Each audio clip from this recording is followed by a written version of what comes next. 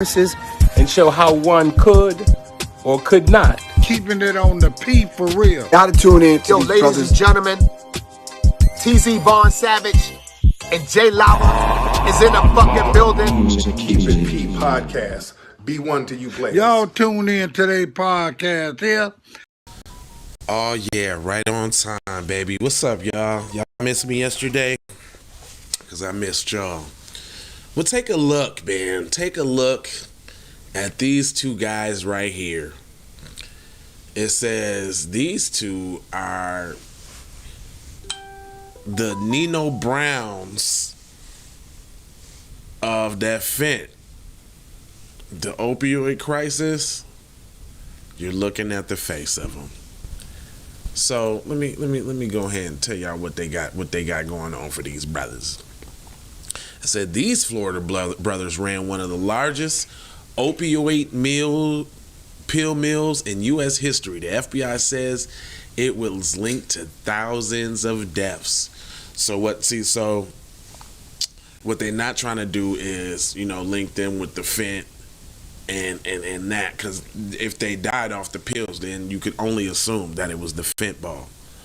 But anyway, it says throngs of people hang outside the U.S. pain clinic in Boca Raton, Florida, waiting for their inside. A doctor greets them with one of the just prescribed them with pain medications and a handgun peeking out from under his waistcoat.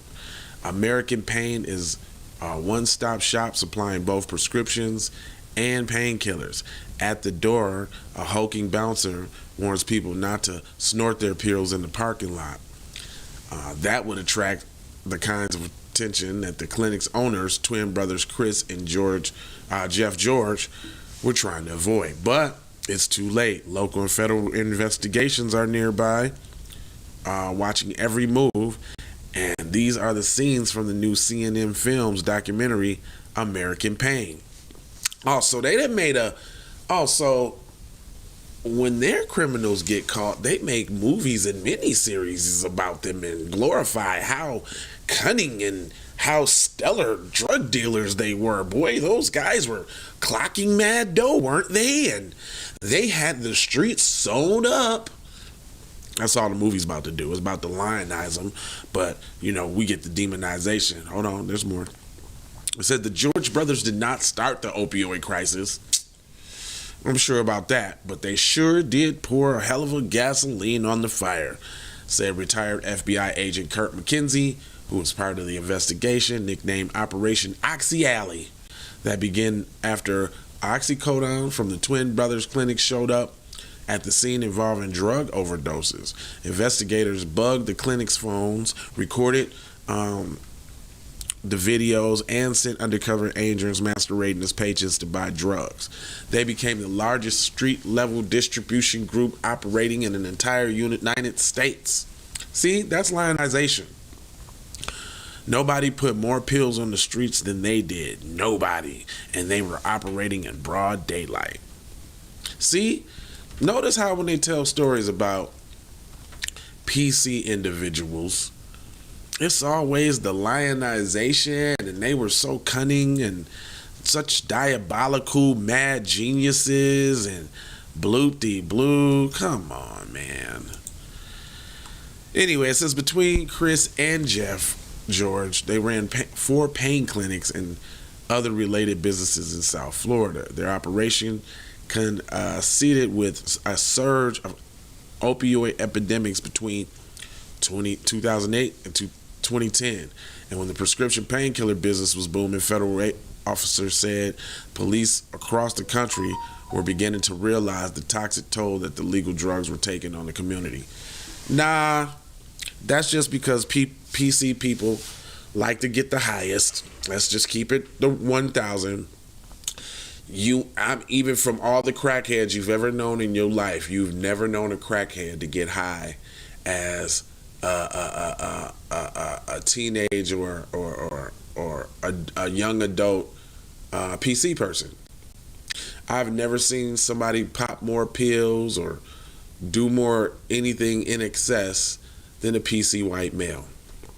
If you talk about getting high, PC white males is the kings, and I mean the kings of getting high. I've seen, like, I used to work with this one dude named Josh. Yeah, I'm putting you out there, Josh, with your little crackhead ass.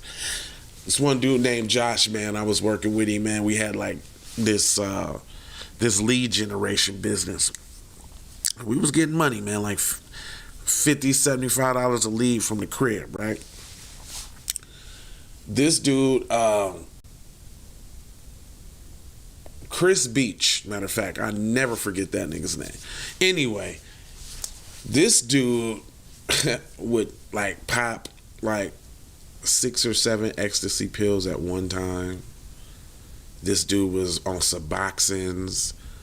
He was like an ex-heroin addict, but he used to snort coke and drink, and I'm like, damn, cuz I see why you got off the heroin, but it looks like you're still going hard, buddy. But our relationship dissolved when I had did some orders and had got some money, and I was expecting this check, and I was out of town. I was in Atlanta at the time. I never forget it because I was on vacation. And dude was supposed to send me my little piece of the bread, and he sent me something short. And I'm like, oh man, I hope you ain't dipping into the funds, you know, on some this, that, and the third. No, man, it wasn't just right, man. They didn't pay us right, man, and all, you know, all the excuses. So when I got back, I checked with the client myself to see what the payout was, and sure enough, cuz was dipping. So I had to put hands and feet on that dude, and that dissolved that friendship. But I did learn early on in the game, man, you got to have your eyebrow up with the PC people, period. And if you notice, they only come around you or mess with you when it's something beneficial, like EI, if you sell drugs or you got access to something that they don't have access to, then you're all buddy-buddied in. But if they didn't have that little deal there, then y'all probably would be none the wiser of each other. But anyway, that's all I got for you, man. I just wanted to highlight the fact that they're always making black people the face of drugs. But here you got 2 white boy Roys right here that had whole factories in Florida pumping. Like there's no bigger drug dealers than that. Pumping, broad daylight. Got security at the door with the strap. But we the bad guys. You're killing your own people, selling that poison to your own people. Don't that sound familiar, y'all? So I don't get into all of that BS about what somebody doing and how they doing it, because there's always a PC person doing it worse than you. That's all I got. That's all I got. He said, oh yeah, I used to see them buying pills like clockwork. Man, that's all they do. What up, Shango? How you feeling? Just so you know, you are family now that you done tapped in. Make sure you hit that like and subscribe, bell for notifications, so you can be notified every time that I decide to go live. But yeah, man, you don't really see, that nobody gets higher than a adolescent or an adult PC man. Nobody gets higher than them. Anyway, that's right, family, for sure. You in the dough all day long. Other than that, I ain't gonna hold you. But I'm emoji, fold you, and scold you about being on code. There will not be a 12 o'clock today because I got another obligation. However, regular programming will resume on Monday. So y'all have, your regular 3 shows and all of that. I was gonna pop back in later, but I don't think I'm gonna be able to make it. If y'all notice, I've been trying to do a little bit more lives, you know what I'm saying, instead of the recorded content, because I know y'all like to see your boy live, so I've been trying to fit it in so I can do some lives. Definitely the morning seems like it works for me right now, but that could change. I'm doing some transitional things right now, so I appreciate y'all rocking with me. And I got 4 words to leave you with. Let me look you square in the eye, buddy. Okay? We have love. with the peace, then we got the blessings. Then it's like Maloha, which means hello and I'll see you later, all at the same time. Love, peace, blessings, and Maloha. I'm out the Doha for Shoha. You already know. Yee. Sandra Blackwood for Hot Lava Music TV. First off, let's get this straight. I only want a boss. And I like to see a boss and boss shit. Where can you get boss shit, you ask? Well, dig this player. Boss 3 Anti Clothing got that drip for you and your missus. Now first, go follow at Boss 3 Anti Clothing on IG to see more real boss shit. And second, please log on to boss3anticlothing.com. That's boss3anticlothing.com. We need to go out here and say exactly what we want. And we got to say it with our chest. And we kind of start pussyfooting around, and we got to stop being scared to say exactly what we want, what we need.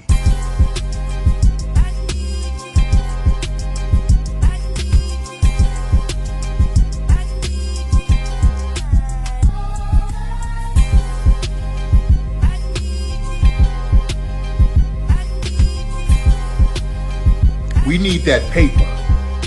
Say it with your chest. Damn all that. We need justice. We need y'all to love us. No. We don't need that paper. We need reparations in the form of a check. Let's stop being afraid to say it.